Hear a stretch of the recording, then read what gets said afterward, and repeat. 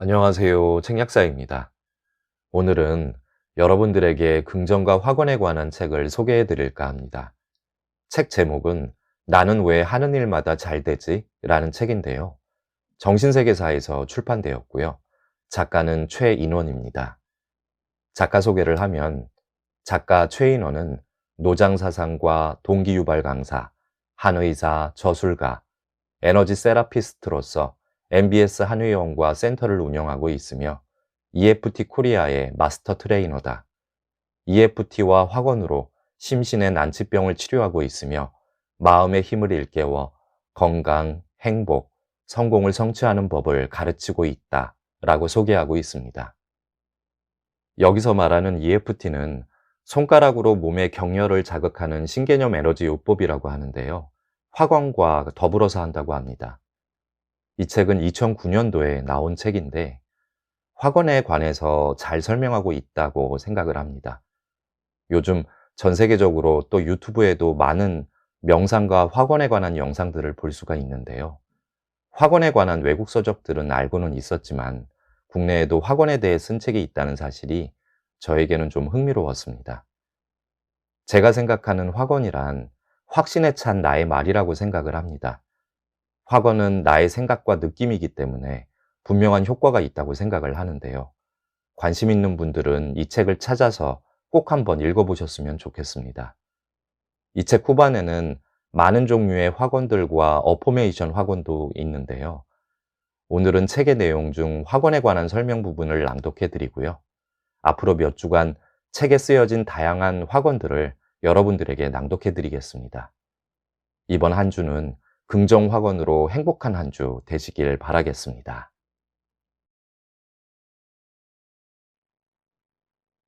오늘부터 내 생각의 주인이 되라. 확언은 원하는 것을 창조하는 가장 강력한 도구일 뿐만 아니라 우리에게 올바르게 사고하는 법을 가르치는 가장 중요한 도구이기도 하다. 올바르게 사고하는 법을 모르면 방향타 없이 바람 속을 떠도는 돛담배처럼 바람과 풍랑처럼 예측 불가능한 생각에 내맡겨진 속절없는 불안한 신세가 된다. 생각의 주인이 되지 않으면 생각의 노예가 된다. 매일 1시간씩 정성 들여서 확언과 상상을 하더라도 나머지 23시간을 습관적으로 부정적인 생각을 한다면 어떻게 될 것 같은가? 상식적으로 23시간이 1시간보다 많고 그 결과도 당연히 23이 1보다 클 것이다. 너무나 명백한 이 사실을 많은 사람들이 잘 모르거나 알아도 그들의 일상에서 적용하지 못하고 있다. 확언을 하면서도 일상에서는 평생의 습관대로 사고한다. 예를 들면 다음과 같은 것이다. 실수를 할 때마다 바보야 바보라고 자책한다. 곤란한 상황이 생기면 어떻게 해야 될지 모르겠네를 반복하다가 멍해진다. 힘들 때마다 왜 이렇게 짜증나고 피곤하지? 라고 하다가 더 처진다. 잔이라도 하나 깨면 제대로 하는 게 없구만 이라고 스스로 비아냥거린다. 청구서의 결제가 밀릴 때마다 습관적으로 나는 돈 벌 팔자는 못 돼 라고 자조한다. 그들이 습관적으로 하는 이 말들은 실제로 모두 확언이 되어 실현된다. 그들은 확언이 실현되지 않는다고 또 좌절하다가 왜 나는 되는 게 없지? 라고 습관적으로 생각하게 되어 영원히 이 굴레를 벗지 못하게 된다. 이런 사람들은 먼저 이런 생각들로부터 고삐를 잡아야 한다. 이 과정에서 확언이 가장 쉽고 탁월한 도구가 된다. 이 과정을 한마디로 요약하면 다음과 같다. 습관화된 부정적 생각을 알아차리고 확언으로 대체하라. 예를 들어 자신이 자주 피로를 느껴 무심코 이렇게 말하는 것을 포착했다. 정말 피곤하네. 바로 이 순간 즉각 생각을 멈추고 확언으로 대체하는 것이다. 나는 활력과 에너지가 넘쳐. 또는 나는 왜 이렇게 활력이 넘치지? 나는 활력과 에너지가 넘치는 것을 선택한다. 등 어느 것이든 좋다. 그리고 이 확언을 크게 외치면서 온몸으로 느끼는 것이다. 물론 주변 상황에 따라 마음속으로 외쳐도 좋다. 이렇게 매 순간 부정적 생각이 포착될 때마다 확언으로 대체하는 것이 습관이 되고 생활화되면 나를 짓누르는 몸과 마음의 짐을 모두 덜 뿐 아니라 나아가 인생 전체가 변화한다. 생리학적으로도 1시간 동안 분노하고 있으면 80명을 죽일 수 있는 독소가 몸에서 생성된다. 이렇게 습관화된 부정적 생각은 매일 내 몸에 일정량의 독극물을 주입하는 것이라고 볼 수도 있다. 이제 이런 것들이 확언으로 대체되면 몸과 마음의 독소가 사라져서 강과 바다가 맑아지듯 자연 정화가 일어나고 운명이 바뀐다. 물론 평생에 걸쳐 만들어진 생각의 독소는 일상의 다양한 모든 상황에서 자연스럽게 유발되므로 변화가 하루아침에 일어나는 것은 아니다. 하지만 자주 꾸준히 하다 보면 점차 모든 생각의 독소들이 포착되어 강력한 확언으로 대체되고 그 결과 자아상이나 자기애나 매력, 자존감, 건강, 전반적인 업무 성취 등 모든 방면이 개선될 것이다.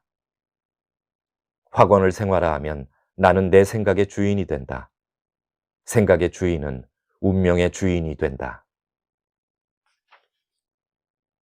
습관적인 말이 확언이 된다.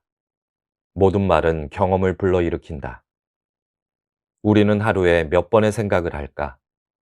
5만 가지 생각이라는 말이 있듯 이 한 통계에 의하면 우리는 하루에 4만 5천 번에서 5만 5천 번 정도의 생각을 한다고 한다. 그리고 생각은 모두 말로 이루어지는 것임을 감안하면 우리는 정말로 많은 말을 매일 사용하고 있는 것이다. 마치 숨을 쉬듯 우리는 매일 수많은 말을 쓰고 있는 것이다. 하지만 우리는 이렇게 수많은 말을 사용하면서도 말이 우리 인생에 어떤 영향을 주는지는 잘 모르는 채로 살아가고 있다. 사실 말은 우리의 감정 상태를 말 그대로, 문자 그대로 모양 짓는다. 잘 모르겠다고? 의심스럽다고? 자, 그럼 다음 단락을 천천히 꼼꼼히 새기면서 읽어보라. 나는 너무나 외롭다. 나는 막다른 골목에서 절망감이 가득하고 온몸은 병들었다. 이 세상이 나를 너무나 못살게 괴롭힌다. 내 인생은 마치 하수구나 진흙탕 같다. 나는 이렇게 살다가 눈도 점점 멀어지고 귀도 안 들리다가 잠도 못 자고 숨쉬기도 힘들어지면서 1년이 지나면 암으로 죽을 거야. 나는 무기력하고 무능력하고 쓸모없고 절망적이다. 죽는 것밖에는 답이 없다. 자, 이번에는 다시 한번 이 단락을 읽을 때 온몸으로 어떤 느낌이 드는지 잘 관찰해보라. 느낌이 적다면 큰 소리로 10번 정도 읽어보라. 특히 외로움, 절망감, 무기력, 무능력, 절망 등의 단어를 읽을 때 어떤 느낌이 드는가? 이제 다시 다음 단락을 천천히 읽으면서 온몸에서 어떤 느낌이 드는지 살펴보라. 아주 천천히, 느긋하게 그 느낌들을 잘 음미해보라. 느낌이 부족하면 큰 소리로 10번 정도 읽어도 좋다. 오늘도 즐겁고 재미있고 흥분된다. 하루하루가 놀라움과 보람과 가능성으로 가득 차 있다. 또 다른 내일의 즐거움을 생각하면 잠자는 것이 아까울 지경이다. 인생이란 웃음과 재미가 가득한 놀이동산과 같다. 나의 인생은 마술 같다. 나는 영감이 넘치고 힘이 넘치고 지혜가 넘치고 산다는 것이 축복이다.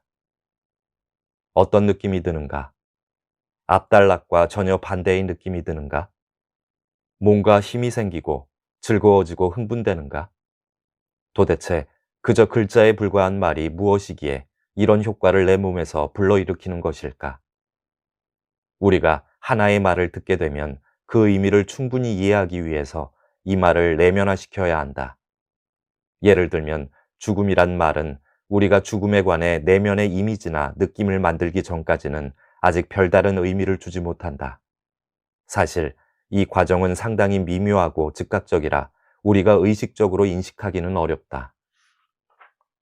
하지만 어쨌거나 이 과정을 설명하면 우리가 죽음이란 말을 듣는 순간 우리는 내부에서 죽음이란 무엇이지? 라는 즉각적이고 자동적인 물음이 생겨난다. 이 물음은 사실 모든 말의 이해 과정에서 은밀하게 즉각적으로 일어나므로 우리는 잘 인식하지 못한다. 물음과 동시에 이 죽음이라는 말은 우리 내면에서 즉각 이미지나 느낌을 일으키게 되고 그 결과 우리는 이 말의 의미를 획득하게 된다. 한마디로 말해 하나의 말의 의미를 충분히 이해하기 위해서 우리는 그 말과 관련된 경험, 이미지나 느낌들을 내면에서 다시 떠올려야만 한다. 이 과정에서 우리는 모든 말을 이미 존재하는 벽글씨에 따라 내면화시킨다. 그 결과 우리는 동일한 단어에 대한 감정적 반응이 모두 다르다. 예를 들어 성폭력을 경험한 아가씨와 사춘기 남자 고등학생이 동일한 성이라는 말을 들어도 감정적 반응은 서로 다르다. 또 지하철이라는 말이 대구 지하철 화재 사건 피해자의 가족에게 일으키는 느낌과 서울 사람에게 일으키는 느낌은 다르다. 이제 우리는 말에 관해 다음과 같은 중요한 결론에 도달하게 된다.